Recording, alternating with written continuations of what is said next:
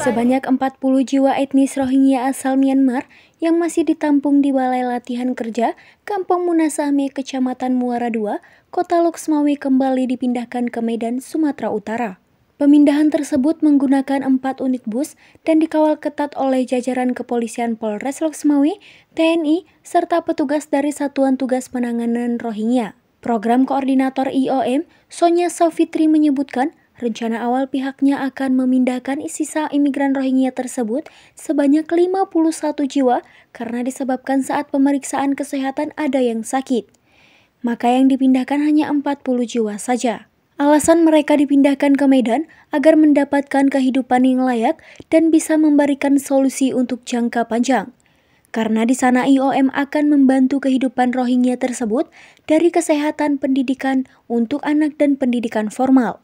Ya, seperti yang sebelumnya kita pernah sampaikan bahwa alasan pemindahan ini adalah untuk memberikan mereka solusi yang lebih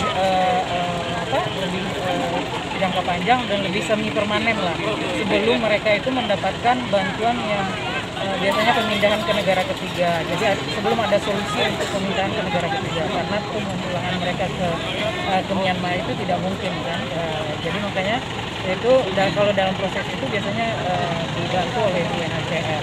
Jadi IOM di dalam hal ini membantu mereka kehidupan mereka di Medan, dan kita membantu masalah kesehatannya, pendidikan anaknya, dan juga pendidikan semi formal untuk orang dewasa juga di sana. Namun demikian, ada satu keluarga yang tidak mau pindah ke Medan. Keluarga Rasid Ahmad yang berjumlah 4 orang ini meminta agar dipindahkan ke Makassar. Karena di Makassar ada anaknya yang sudah lama tinggal di sana. Namun demikian, IOM akan lebih dulu berkoordinasi dengan imigran soal pemindahan mereka ke salah satu daerah di Indonesia tersebut. Dari Loksmawe, Sarina, AJNN.